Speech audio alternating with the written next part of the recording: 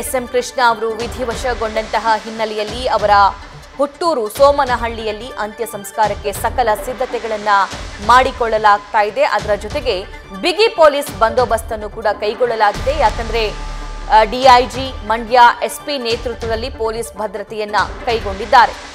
DIG Boralingaiah, ಮಂಡಿ SP Mallikarjun ಅವರ ನೇತೃತ್ವದಲ್ಲಿ ಅಲ್ಲಿ ಭದ್ರತೆಯನ್ನ ಪರಿಶೀಲಿಸಲಾಗ್ತಾ ಇದೆ. ಯಾವುದೇ ಅಹಿತಕರ ಘಟನೆ ನಡೆಯದಂತೆ ಸಕಲ ಸಿದ್ಧತೆಯನ್ನ ಮಾಡಿಕೊಳ್ಳಲಾಗ್ತಾ ಇದೆ. ಕೆಎಸ್ಆರ್ಪಿ ಸೇರಿದಂತೆ 1000ಕ್ಕೂ ಅಧಿಕ ಪೊಲೀಸರನ್ನ ಸ್ಥಳದಲ್ಲಿ ನಿಯೋಜಿಸಲಾಗಿದೆ ಅನ್ನುವಂತಹ ಅಪ್ಡೇಟ್ ಸದ್ಯಕ್ಕೆ ಲಭ್ಯವಾಗ್ತಾ ಇದೆ.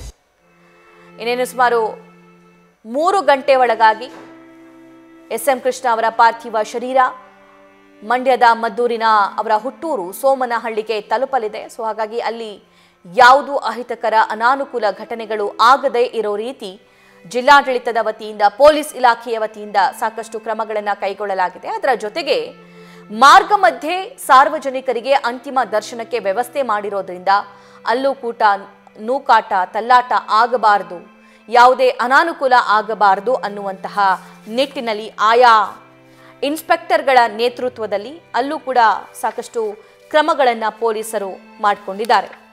ಬೆಳಗ್ಗೆ 7 ಸದಾಶಿವನಗರ ನಿವಾಸದಿಂದ ಅವರ ಪಾರ್ಥಿವ ಅಂತಿಮ ಯಾತ್ರೆಯನ್ನ ಹೊರಡುತ್ತೆ. ಬೆಳಗ್ಗೆ 8 ಗಂಟೆಗೆ ಕೆಂಗೇರಿಯ ಬಳಿ ಅಂತಿಮ ದರ್ಶನಕ್ಕೆ ಸಾರ್ವಜನಿಕರಿಗೆ ವ್ಯವಸ್ಥೆ ಮಾಡಲಾಗಿದೆ. 8 ಬಿಡದಿಯ ಬಿಜಿಎಸ್ ಸರ್ಕಲ್ ಬಳಿ ಅಂತಿಮ ದರ್ಶನಕ್ಕೆ ವ್ಯವಸ್ಥೆ. 9 ಗಂಟೆಗೆ ರಾಮನಗರದ ಐಜೂರು ಸರ್ಕಲ್ ಬಳಿ ಅಂತಿಮ ದರ್ಶನಕ್ಕೆ ವ್ಯವಸ್ಥೆ. 9 ಚನ್ನಪಟ್ಟಣದ ಗಾಂಧಿ ಭವನ ಸರ್ಕಲ್ ಬಳಿ ಅಂತಿಮ ದರ್ಶನಕ್ಕೆ ವ್ಯವಸ್ಥೆ ಮಾಡಿದ್ದಾರೆ. 10 ಗಂಟೆಗೆ ಫೈನಲಿ ಮದ್ದೂರಿನ ಸೋಮನಹಳ್ಳಿಗೆ ಎಸ್ಎಂ ಕೃಷ್ಣ ಅವರ ಪಾರ್ಥಿವ ಶರೀರ ತಲುಪಲಿದೆ.